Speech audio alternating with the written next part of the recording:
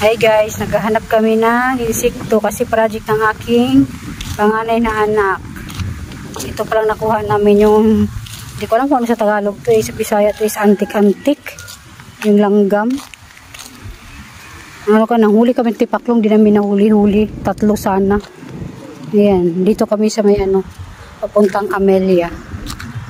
Ayan yung ano ng Camellia. Yan, dito kami naglalakad-lakad kasama ang aking Kirsten Lay. Yan, kasama si Lay at saka ang aking partner. Yan, Lay, maghanap ka ng insekto. Lay, huwag ka tumakbo dyan, baka may sasakyan. Hanap tayo ng insekto, be. Para kay ate. Dyan, be, oh, baka mayroon dyan, mga damuhan. Mga tipaklong, be.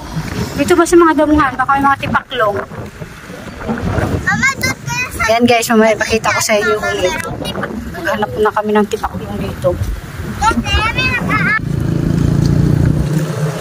Ngayon lang ako nakarating dito. Dahil ko lang pabahay ng Camellia. Yan po guys, so pabahay ng Camellia. Dami pala dito guys. Ayan. Ang araw. Let's go. Namulot na ng tipaklong yung ko, partner. Nakahuli na siya. Patingin daw. Nakahuli ka? Ano yan? Tutubi na maliit. Tutubi ba yan? Ibang klaseng na ito. Marami ito eh. Green? Eh, hindi ba yung kakakainin itong langgam na to?